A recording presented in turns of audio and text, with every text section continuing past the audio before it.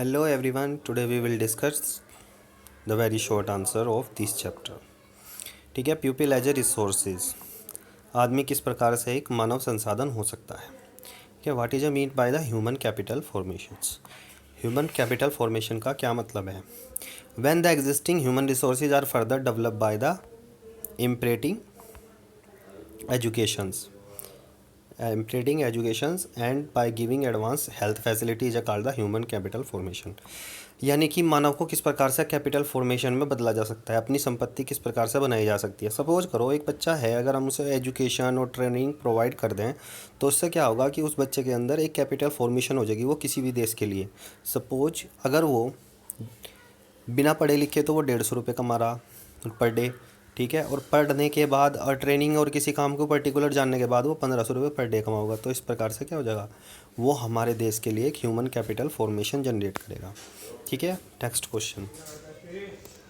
Question which is a type of investment known as a human capital investment. Human capital investment क्या है. The investment made in the forms of education, training and medical health care is a known as human capital formation. जब किसी आदमी को पढ़ाने लिखाने में, उसकी एजुकेशन में जो बचपन से लेके हम खर्चा करते हैं, इन्वेस्टमेंट करते हैं, जो पैसा खर्च करते हैं, वो एक इन्वेस्टमेंट है. ठीक है. फिर हम उसको ट्रेनिंग प्रोवाइड करते हैं, फिर मेडिकल केयर के द्वारा ही उसकी हेल्थ का ध्यान रखते हैं. तो इस प्रकार से ग्रोथ होती है. इसी तरह समझने की कोशिश करते हैं. अगर हम एक बच्चा पढ़ता है, अगर वो बीमार है तो वो अच्छी तरह से पढ़ाई लिखाई नहीं कर पाएगा, ट्रेनिंग में डेवलप नहीं हो पाएगा. तो इस प्रकार से वो ह्यूमन कैपिटल इन्वेस्टमेंट नहीं, हमारी क्या हो जाएगी, बेकार हो जाएगी. यानी कि ह्यूमन की, किसी व्यक्ति की पढ़ाई लिखाई में जो खर्च होता है उसे टेक्निकल चीज़ें प्रोवाइड करने में, स्किल प्रोवाइड करने में, वही हमारी ह्यूमन कैपिटल फॉर्मेशन कहलाती, वो इन्वेस्टमेंट ह्यूमन कैपिटल इन्वेस्टमेंट कहलाती है. ठीक है. Which the Asian country invested the most part of the resources as a specially the field education and health. सबसे ज़्यादा कौन से एशियाई देश ने सबसे ज़्यादा अपनी ह्यूमन कैपिटल फॉर्मेशन पे पैसे खर्च किए हैं, वो है जापान. जापान के अंदर सभी लोग स्किल्ड लेबर है उसके पास, ठीक है, उसके ज़्यादा टेक्नोलॉजी में हाई है. तो क्यों, क्योंकि वो एजुकेशन और हेल्थ फैसिलिटीज़ पे ज़्यादा पैसे खर्च करता है.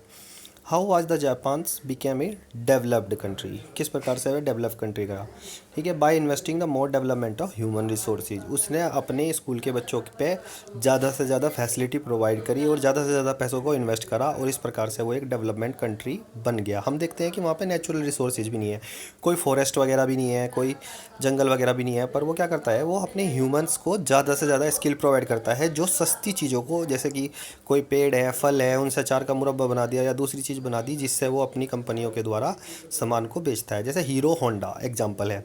हीरो होंडा लोहे को क्या करती है, आयरन को कन्वर्ट करके एक मोटरसाइकिल, एक अच्छी सी मोटरसाइकिल में डेवलप कर देती है. तो ये क्या है, ये उसने अपनी टेक्नोलॉजी को डेवलप कर रखा. यहाँ पे एक एग्जांपल हो रहा है कि मेट्रो ट्रेन का एग्जांपल कैसे, कि मेट्रो ट्रेन वो अपने देश के अंदर चला रहा था. जो आज मेट्रो ट्रेन हम अपने आसपास देख रही है, आज से 30 साल पहली टेक्नोलॉजी है किसकी, जापान की. तो वो दूसरे देशों में अपनी टेक्नोलॉजी को यूज करके, और वो टेक्नोलॉजी बनाई किसने है, वो ह्यूमन रिसोर्सेज ने बनाई है. तो वो दूसरे देशों से वो पैसे इस प्रकार से कमाता है. Banking is including which sector of activity. Tertiary sector. ठीक है. टर्सरी सेक्टर किस प्रकार से, बैंकिंग क्या है, बैंकिंग में हमें कोई प्रोडक्ट नहीं मिलता. बैंकिंग क्या है, हमारे पैसों को सुरक्षित रखती है बैंकिंग सिस्टम. तो इस प्रकार से ये हमें एक सर्विस प्रोवाइड करता है. ठीक है. इसलिए हमारा ये सर्विस इंडस्ट्रीज़ भी कह सकते हैं हम इसको. Which sectors include the manufacturing. Manufacturing कौन से सेक्टर में इंक्लूड है, तो मैन्युफैक्चरिंग सेकेंडरी सेक्टर में है. जैसे मैंने बताया, फॉर एग्जांपल पार्ले जी है, पार्ले जी के लिए हम गेहूं या आटा, गेहूं लाएंगे कहाँ से, ग्रेन्स कहाँ से लाएंगे, ग्रेन्स लाएंगे हम एग्रीकल्चर से. वो हमारी प्राइमरी सेक्टर हो गया. फिर हम उसको मैन्युफैक्चरिंग करेंगे अपने प्रोडक्ट के रूप में. ठीक है. वो हमारा क्या हो गया, वो हमारा सेकेंडरी सेक्टर हो गया. मैन्युफैक्चरिंग यूनिट किस में आएंगी, हमारी सेकेंडरी सेक्टर में. और फिर जब हम पार्ले जी जब बन जाएगा, फिर हम उसको ट्रांसपोर्ट करेंगे किसके द्वारा, ट्रक के द्वारा. तो वो क्या होगा हमारा, वो हमारा क्या हो जाएगा, वो हमारा एक प्रकार से टर्सरी सेक्टर हो जाएगा. यानी कि हम उसमें सर्विस इंडस्ट्रीज़ के द्वारा सामान को भेजते हैं. ठीक है. Name any two economic activity associated with the secondary sector. ठीक है. सेकेंडरी सेक्टर की कोई भी दो एक्टिविटी बताओ, जैसे कि मैन्युफैक्चरिंग ऑफ कार और मैन्युफैक्चरिंग साइकिल. ठीक है. Forestry and agriculture activity which sector, तो जंगल वनीकरण यानी कि वनों का निर्माण या वनों को लगाना और एग्रीकल्चर करना, ये कौन से सेक्टर में आते हैं? These are the primary sector, ये प्राइमरी सेक्टर में आते हैं। ठीक है, mention the 2 factors which decide the quality of population in a country.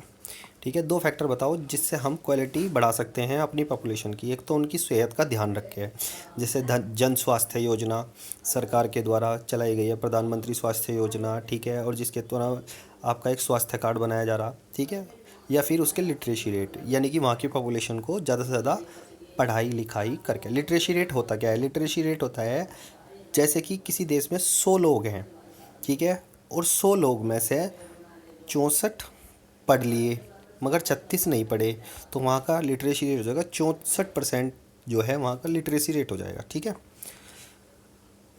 सर्व शिक्षा अभियान is a significant step the provide the education of the children which age group. ठीक है, सर्व शिक्षा अभियान के तहत 6 से लेके 14 ईयर्स तक के बच्चों को निःशुल्क शिक्षा प्रोवाइड की जाती है, RTE। ठीक है, RTE का मतलब है राइट टू एजुकेशन। ठीक है, कि ये 14 साल तक के बच्चों को एजुकेशन प्रोवाइड करना बहुत ज़्यादा अनिवार्य है। Which is the state of the poor health indicates indices and a few medical college.